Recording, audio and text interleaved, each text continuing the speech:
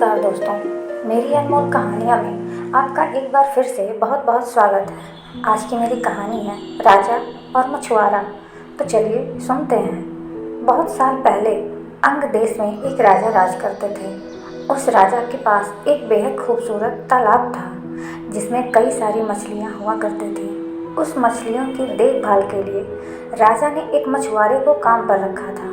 उस मछुआरे का स्वभाव बहुत अच्छा था। वह राजा की सभी आज्ञा का पालन करता था। राजा को जब भी मछली खाने का मन करता था वह उसी मछुआरे से कहकर अपनी पसंद की मछली मंगवाते थे। मछुआरा हर बार उनके लिए बेहद स्वादिष्ट मछली लेकर आता था। एक दिन राजा के मन में यह सवाल आया कि भला हर बार यह इतनी स्वादिष्ट और बढ़िया मछली कैसे पकड़ सकता है। तभी एक दिन राजा को अपने गुप्तचरों से पता चला कि मछुआरे को तो मछली पकड़नी आती ही नहीं, लेकिन फिर भी वह राजा के लिए मछली लेकर आता था।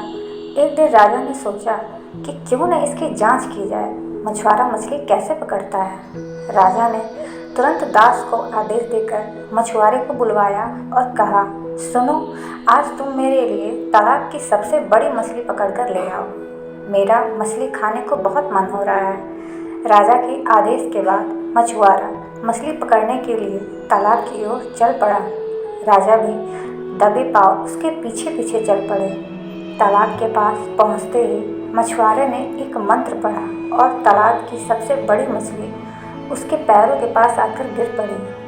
फिर मछुआरे ने तालाब को झुककर प्रणाम किया और वहां से महल की ओर निकल पड़ा। राजा पीछे से सब कुछ छिपकर देख रहे थे। यह नज़ारा देख उन्हें बहुत आश्चर्य हुआ।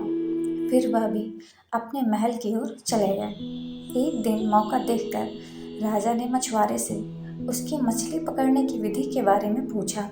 राजा ने कहा, तुम ऐसा कौन सा मंत्र जानते हो जिसके बोलते ही मछली खुद ब खुद तुम्हारे पास आ जाती है? कृपा करके मुझे भी वह मंत्र सिखा दो। राजा की बात सुनकर मछुआरा अचरज में पड़ गया। उसने कहा, क्षमा कीजिए महाराज, मैं इस मंत्र का उच्चारण आपको नहीं सिखा सकता हूँ। राजा शांत नहीं बैठे। वह मछुआरे से बार बार मंत्र सीखने की जिद करने लगे। अंत में मछुआरा मजबूर हो गया और उसने राजा को वह मंत्र सिखा दिया। मंत्र सीखने के बाद एक दिन राजा तालाब के किनारे अकेले गए और उस मंत्र का उच्चारण किया। तभी एक मछली उनके पैरों में आकर गिर पड़ी। इसके बाद राजा बहुत खुश हुए। उनकी खुशी का कोई ठिकाना नहीं था। वह सबको यह बात बताना चाहते थे। एक दिन मौका देखकर उन्होंने अपने दरबार में सभी लोगों को इस मंत्र के बारे में बता दिया। राजा की बात सुनकर सभी बहुत चकित हुए और उन्होंने पूछा कि इस मंत्र के बारे में उन्हें किसने बताया। इस पर राजा ने कहा, बहुत समय पहले वह एक महान ऋषि से मिले थे। उन्होंने ही इस मंत्र के बारे में उन्हें बताया। राजा की बात सुनकर सभी मंत्री भी इस बात की सच्चाई जानने के लिए तालाब के किनारे पहुंचे और मंत्र का उच्चारण करने लगे। मंत्रियों के द्वारा कई बार मंत्र बोले जाने पर भी एक भी मछली तालाब से नहीं निकली। इस वजह से राजा को सभी मंत्रियों के सामने काफी शर्मिंदा होना पड़ा। इसके बाद वह उस मछुआरे पर गुस्सा होने लगे और उसे सजा सुनाने का आदेश दिया। तभी तालाब से अचानक एक आवाज आई, सुनो राजन, तालाब से एक भी मछली नहीं निकली। इसमें मछुआरे का कोई दोष नहीं, बल्कि इसमें गलती तुम्हारी है। तुमने अपने गुरु को गुरु नहीं माना जिसने तुम्हें यह मंत्र सिखाया, इसलिए मछली तालाब से नहीं निकली। अगर तुम अपने गुरु को स्वीकार करते तो ऐसा नहीं होता। तालाब की बात सुनकर राजा को अपनी गलती का एहसास हुआ और उसने तुरंत मछुआरे से माफ़ी मांगी और उसे अपने गुरु के रूप में स्वीकार किया। इसके बाद वह मंत्र काम करने लगा और राजा भी खुश हुआ। दोस्तों, इस कहानी से हमें क्या सीख मिलती है?